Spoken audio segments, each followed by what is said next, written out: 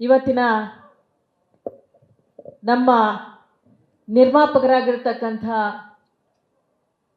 ಸತ್ಯ ಪ್ರಕಾಶ್ ಅವರಿಂದ ನಿರ್ಮಾಣವಾಗಿರ್ತಕ್ಕಂತಹ ಕನ್ನಡ ಚಿತ್ರ ನೋಡಲಿಕ್ಕೆ ಬಹಳ ಸುಂದರವಾಗಿದೆ. ಈ ಒಂದು ಚಿತ್ರದ ತುಣುಕನ್ನ ಈಗ ಪರದೆಯ ಮೇಲೆ ಮೂಡಿಸಿದಂಥ ಎಲ್ಲ ತಾಂತ್ರಿಕ ವರ್ಗದವರಿಗೂ ನನ್ನ ಹಾರ್ದಿಕ ಶುಭಾಶಯಗಳು. ಈ ಚಿತ್ರದ ತುಣುಕನ್ನ ನೋಡಲಿಕ್ಕೆ ಆಗಮಿಸಿರ್ತಕ್ಕಂಥ ಎಲ್ಲ ಕನ್ನಡ ಅಭಿಮಾನಿಗ ಪ್ರೇಕ್ಷಕರಿಗೂ ರಾಜ್ಯೋತ್ಸವ ಹಬ್ಬದ ಶುಭಾಶಯಗಳು. ಸಿರಿಗನ್ನಡಂ ಗೆಲ್ಗೆ, ಸಿರಿಗನ್ನಡಂ ಬಾಳ್ಗೆ. ಇವತ್ತಿನ ಈ ಒಂದು ಚಿತ್ರವನ್ನ ನಿರ್ದೇಶನ ಮಾಡಿರ್ತಕ್ಕಂಥ ಶ್ರೀಯುತ ಜಡೇಶ್ ಹಂಪಿಯವರು ಅತ್ಯಂತ ದೊಡ್ಡ ಕನಸನ್ನ ಇಟ್ಕೊಂಡಿರ್ತಕ್ಕಂಥ ನಿರ್ದೇಶಕರು. ಅಂದುಕೊಂಡ ಹಾಗೆ ಎಲ್ಲವೂ ಆಗಲೇಬೇಕು, ಅಚ್ಚುಕಟ್ಟಾದಂತಹ ಚಿತ್ರ ಆಗಲೇಬೇಕು ಅನ್ನುವಂಥ ಹಠದ ಸ್ವಭಾವ. ಯಾವುದನ್ನು ಕೂಡ ರಾಜಿ ಮಾಡಿಕೊಳ್ಳದೆ ಅವರೆಷ್ಟೇ ದೊಡ್ಡವರಿರಲಿ ಅವರ ಅನಿಸಿಕೆ ಅಭಿಪ್ರಾಯಗಳನ್ನು ಅವರಿಗೆ ಮಂದಟ್ಟು ಮಾಡಿ ಅವರಿಂದ ಆ ಕೆಲಸವನ್ನು ತೆಗೆಯುವಂತಹ ಒಂದು ಧೈರ್ಯ ಮತ್ತು ಆ ಒಂದು ಕೆಲಸ ತೆಗೆಯತಕ್ಕಂಥ ಛಾತಿ ಅವರಲ್ಲಿದೆ ಅಂತಕ್ಕಂಥದ್ದು ನನಗೆ ತುಂಬ ಖುಷಿ ವಿಚಾರ. ಅನುಭವಗಳು ಎಷ್ಟೇ ಇರಬಹುದು, ಅದು ಉಮಾಶ್ರೀಯ 47 ವರ್ಷದ ಕಲಾ ಜಗತ್ತಿನ ಅನುಭವ ಇರಬಹುದು ಅಥವಾ 70 ವರ್ಷದ ಕಲಾ ಜಗತ್ತಿನ ಅನುಭವ ಇರಬಹುದು.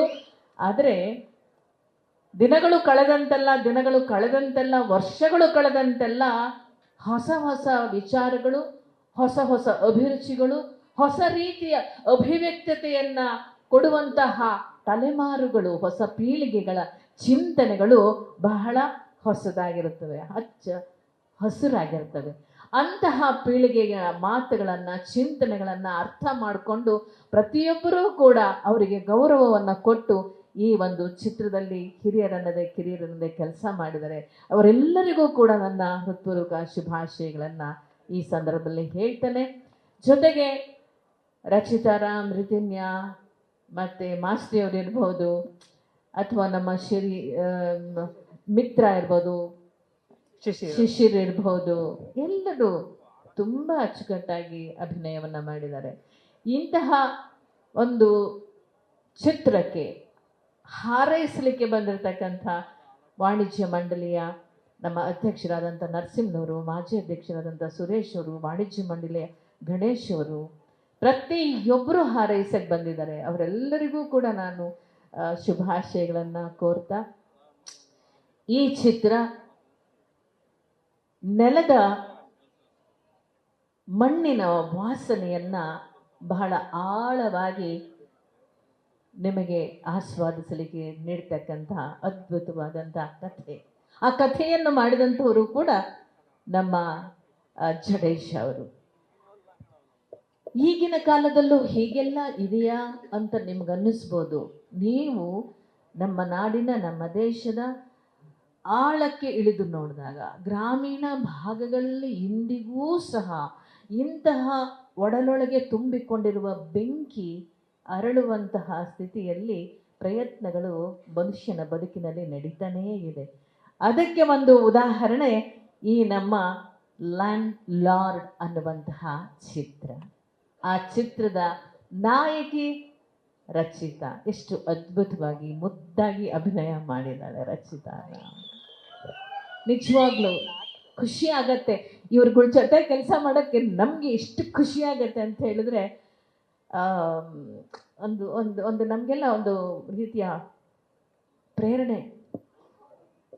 ಯಂಗ್ಸ್ಟರ್ಸ್, ಯುವಕರು, ನೀವು ನಿಮ್ಮ ಪ್ರೇರಣೆ ಇದೆಯಲ್ಲ ನಮಗೆ ಇನ್ನೂ ಚೆನ್ನಾಗಿ ಮಾಡಬೇಕು ಅಂತ ಅನಿಸ್ತಾ ಇರುತ್ತೆ. ಅದರಲ್ಲೂ ನನ್ನ ಮಗ ಅಂತಲೇ ಹೇಳ್ಬೋದು, ನನ್ನ ವಿಜಯ್, ನನ್ನ ಮಗ, ನನ್ನ ಅಂತರಂಗದ ಮಗ, ಚಿತ್ರರಂಗದ ಮಗ ಅಲ್ಲ, ನನ್ನ ಅಂತರಂಗದ ಮಗ, ನನ್ನ ವಿಜಿ. ನನ್ನ ಮಗನ ಹೆಸರು, ನಾನು ಹಡೆದ ಮಗನ ಹೆಸರು ವಿಜಯಕುಮಾರ. ಚಿತ್ರರಂಗದ ನನ್ನ ಅಂತರಂಗದ ಮಗನ ಹೆಸರು ವಿಜಯಕುಮಾರ. ಇಬ್ಬರಲ್ಲೂ ಸಮಾನವಾದ ಗುಣಗಳನ್ನು ನಾನು ಕಂಡಿದ್ದೇನೆ. ಅವನು ಮತ್ತು ಇವನು ಬೇರೆನೇ ಅಲ್ಲ ಅನ್ನುವಷ್ಟು.